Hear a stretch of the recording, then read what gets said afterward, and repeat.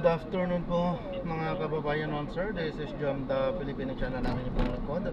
So today is October 27, 2025 at tayo ngayon ay papunta dito yan sa may Field Center sa may Bay City, Diosdado Macapagal Boulevard, Barangay 76 Pasay ito. At dadalhin po natin sa may Fort Santiago, Santa Clara Street, Barangay 656 Intramuros, Manila. Okay, so magbabalik po tayo mamaya onte.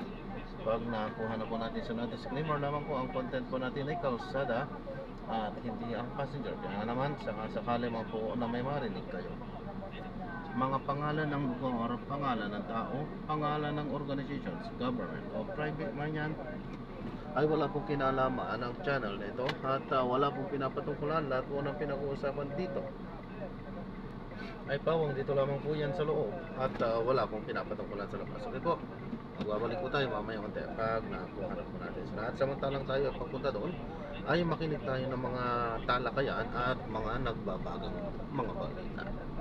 Alam naman natin na sikat yung mga robotic surgery, yung mga tinatawag nilang robotic intracranial tumor resection, yung tinatawag nilang precise tumor removal, para mas kukonti yung matatamaan na nerves, kukonti yung mga tinatawag na post-operative na mga weaknesses, kasi pagkatapos ng mga operan dahil nagkaroon na tayo ng damage, di ba? So these are permanent. Siyempre kung yung iba hindi na maigalaw yung kanang kamay, no, or yung kanang paa, so ito yung objective ng mga new advancement nito.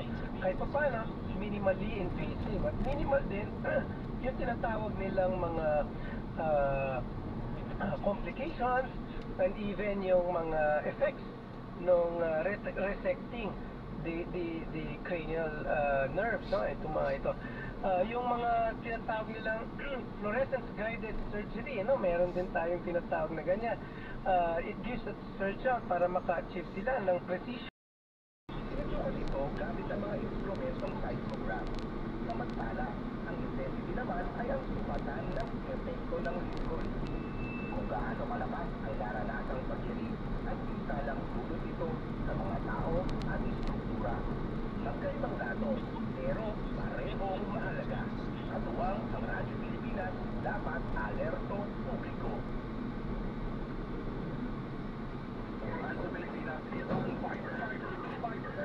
One tap and swipe. Nandyan na lahat. Receive credible news and information in the trending topics and videos. You are lang never need to stay on track. Radyo Pilipinas on fiber. Pick up real news, get the latest and biggest stories. Search Radyo Pilipinas on fiber and hop in to our community. Public service announcement. Discipline is the key. Dapat identidad. Ang pagmamalaya ay may akibat na responsibilidad. Hindi basta aandar lang ang sasakyan. Yakult po ako. Ang kahandaan sa Manila, siguruhin ang konsentrasyon ay hindi magagambala. Importante rin na ating laging isipin, init na ulo ay huwag pairanin. Bagus, kaligtasan nila ang dapat unahin. Isang mahalagang paalala mula sa Presidential Broadcast Service at sa Radyo Pilipinas, Radyo Publiko, Kevin Fred Costro.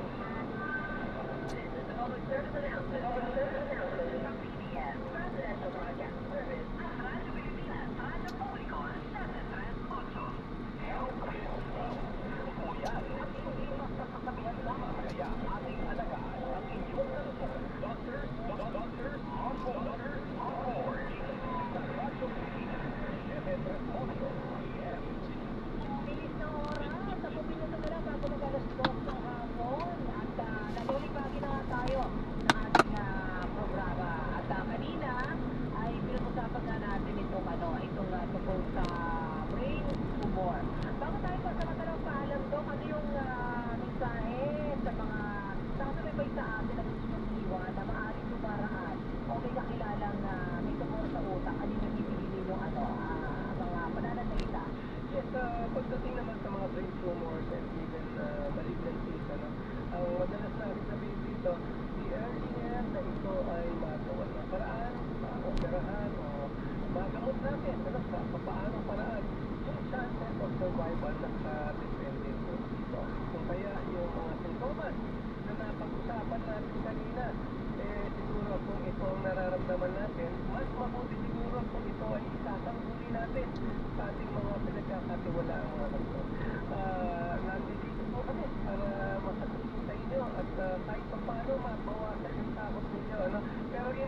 importante po na makagawa tayo ng magandang diagnosis.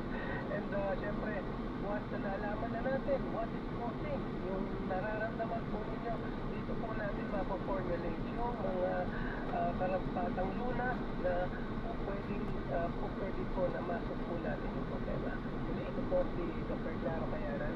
Hanggang sa susunod na episode po ng Dr. Report. Tuloy nga po mahalaga ang pag-unawa at maagang pagkilos pagdating sa mga sakit gaya ng brain tumor. Dahil sa bawat impormasyong ating natututunan, may isang buhay na maaaring maisalba. Sa pagdiriwa ng International Brain Tumor Awareness Week, naway maging paalala ito sa atin na pahalagahan ang ating kalusugan. Makinig sa mga sinyalis sa ating katawan at higit sa lahat, maging kaagapay sa mga taong patuloy na lumalaban. At bago tayo tuloy ang magpaalam, Doc, batiin ko lang ng happy birthday ang mami na ating executive producer na si Jam Season, si Mami Honey Reyno Season. Happy birthday po, Honey! At siyempre sa lahat na rin ng mga nagbibiwang na kanilang kaarawan. Ayan. Okay, maraming salamat sa pagsama sa amin sa kabuuan ng oras. Siyempre maraming salamat sa ating mga nakatawang sa technical side, sa ating malusog team, sina Joy Sinitan at Juven Lustre, at sa ating pag-isip, Chef Rabat Chef of TIP Quezon City, at sa ating executive producer, ating EP, si Jam Season. Susunod na po, 5 minuto na pumabalita mula sa division at pagkatapos ay nasa iyo na ang mga trabaho. Ano po si Chef Liva, nag-iwan na isang ligtas at malusog na araw sa ating lahat.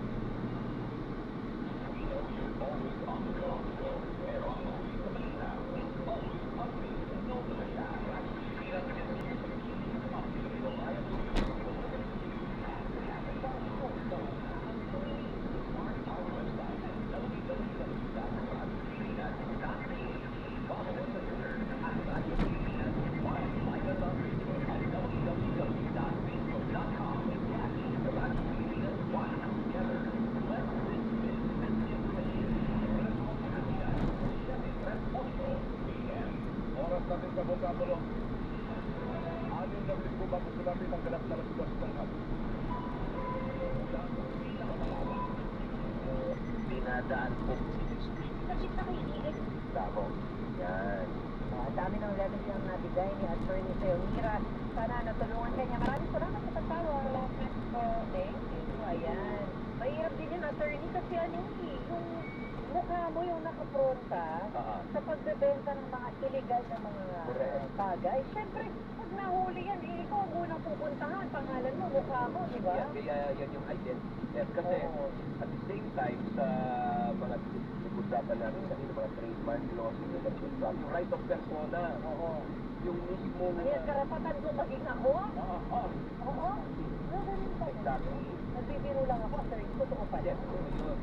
Halimbawa, many years ago, meron tayo dito sa ABS ng yung ng Palos. So, ang nag-portray ng Palos was a younger actor. So, may mga nagtatanong nun, meron bang, kasi yung galaw niya ay parang galaw ni Bernard Tony, yung original na Palos. Oo. So, nagiging legal question dyan is whether or not Bernard Boni has a right to persona.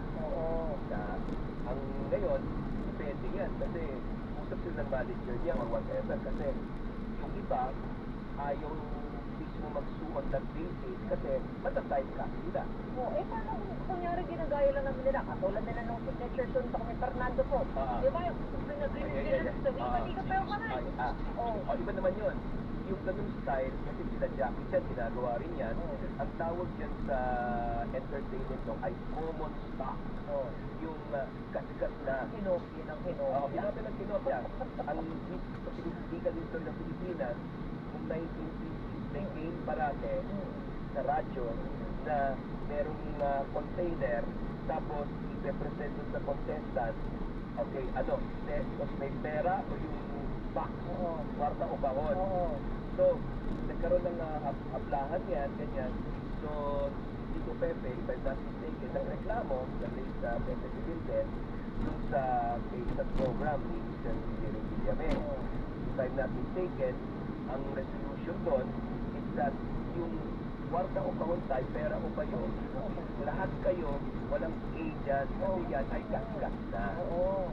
Otherwise, ikaw, pag merong bagong mga secret agent, Oo. squad, Oo. bibisigilan ng mga Yaya, mga gawa. X44, diba? Kasi X44, bibisigilan ba yan Oo. MGM yan? Tama. Oo. Tama nga naman. Yan. May mga ganyan din palang mga usapin na sabi mo dahil gas-gas hindi na nila pwede angkinin. Yan, oo. Yun. Pero meron rin na may norms yung right of persona na sobrang nakilala ka na. Sa halimbawa nito, na kunyari lang, sa mga character sa Harry Potter. Oo. After nag-Harry Potter siya, hindi na siya nag-artista. Oo. Tapos may yung likeness niya, ginagamit sa mga laruan, Oo. etc. Yun, pwede niya sabihin Oo. na ako lang ang ma-identify. Oo. Then, yung voice mo, Oo.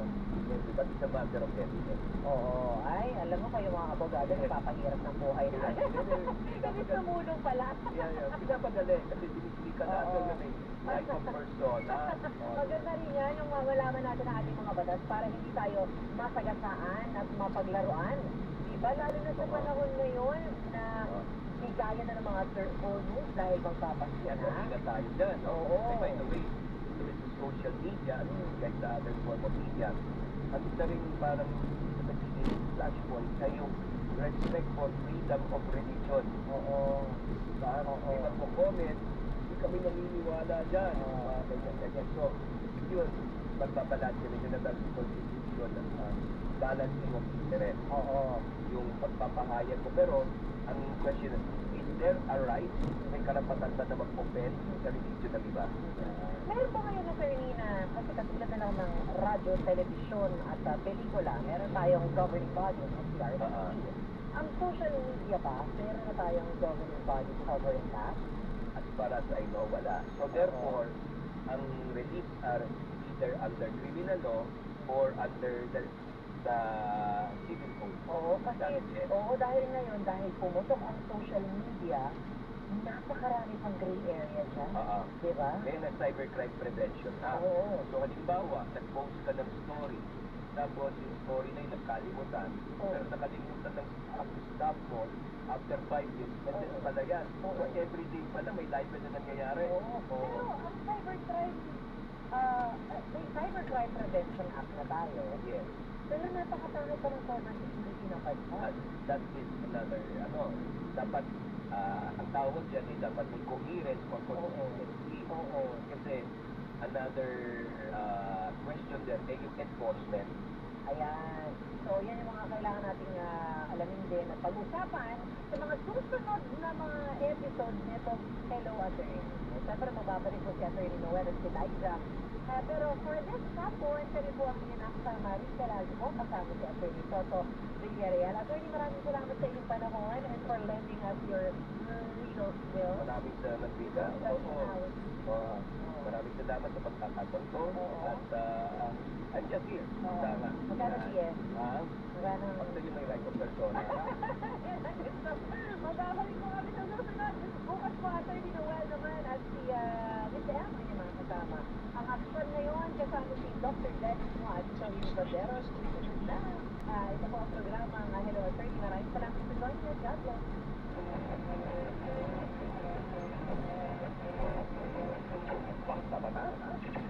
Hello, Attorney yan!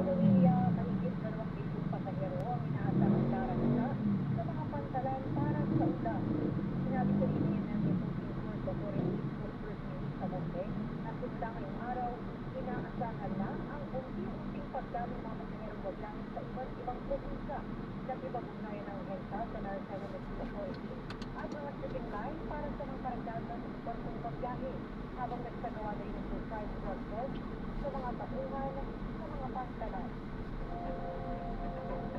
On an emergency sa Batangas port, meron po 40 to 45 vessels. Pero sa ngayon po, meron tayong 55 vessels. That's approximately 40% increase sa mga vessels. And kung pagtalas, wide, meron po tayo mga karagdagang 30 vessels, no, na nakalatag na po itong Gempa. Sa ibang balita, Mayor at Vice Mayor ng Puyon na halusan guilty sa pang-abuso sa limang de edad. Narito ang kumpirma. Siguradong balita mula sa DOJ at Emirado Control, Suza. Trivia inatunan ng New York dahil post ng Puyon Palawan na magatawag sa Mayor Cesar Odet Rivera at Vice Mayor Maria Virginia Lacan Rivera sa kasang pagdadag sa Republic Act No. 710 o Special Protection of Civil Against Abuse, Exploitation and Discrimination Act. Yan ay wala ng pagkabarayang sinaktan at remove nila ang kanilang edad ng 18. Balik sa Supreme ng Korte na patunayang sinaktan, sinuntok at hina sa buong pang-biktima na noon ay iyan sa lamang tunog ng Puyon Police Station. Parehong nakapagbiyan si Rivera para sa madalang kalayaan ng 2023 at pinanggit guilty sa kasong pinagpahan laban sa kanila. Pero matapos ng pag-isip at pagpresenta ng mga pag-isip ng petisyon sa bilang ang biktima na kung mag-asawang ang sinilagong down. Sinagawa ng mag-asawa ng paritang pagkakulong ng 4 taon at multang 15,000 pesos. Bukod dito, inirasan din sila magbayad ng 20,000 pesos bilang moral damages at 20,000 pesos bilang secondary damages. Sa isang pahayag sa alcalde na nirerespeto na ang system ng RTP at nakapila ito sa Board of Appeals. Isang bahagi ng tamang proseso at sa batas.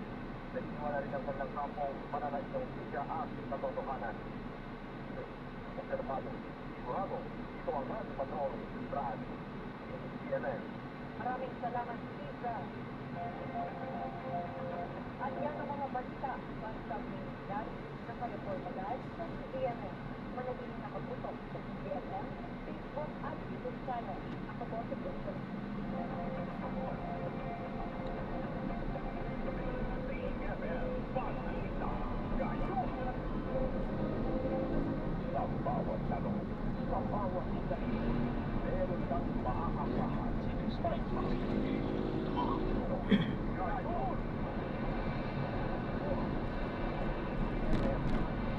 Tulay ang gabay ng pamamilyang Pilipino.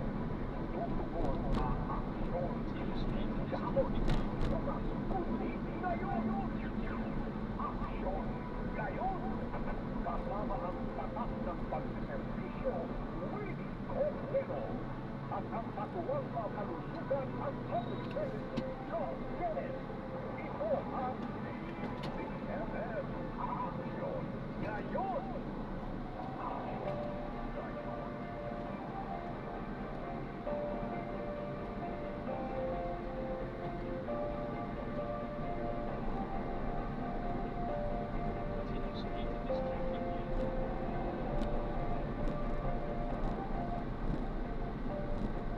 Magandang hapon sa lahat. Magandang hapon mga kapatid. Ngayon, unang araw ng linggo natin, Lunes, at 27 ng Oktubre. Ito ang programa EDMM Action ngayon na mag-atin ng isang oras ang isang pagkwento ng pag-awgat pagdasal. Mga kwento ng buhay na magbibigay aral at inspirasyon. Ako, si Dong Dennis, ang inyong katuwang sa paghahanap ng solusyon. Hello! Beautiful people! Isang hapon may ganda, Luzon, Visayas at Mindanao. Of course, kasama po ako para sa inyo.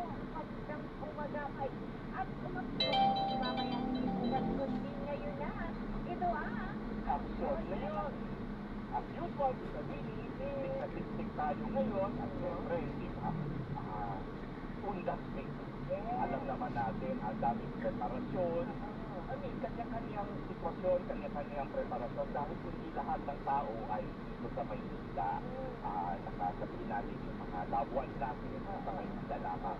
Pero diba kailangan magbiyahe sa probinsya para bisitahin at pagpipinito.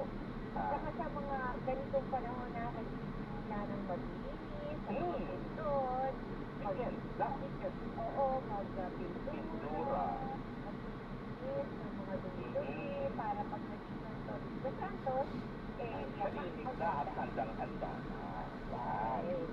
Kaya nga, nagsimulan natin ang ating programa, papanayan natin o makausap natin ang administrator ng Manila North Cemetery sa paghanda ngayon ulang. Dahil alam mo, last weekend ay dumaan ako dyan.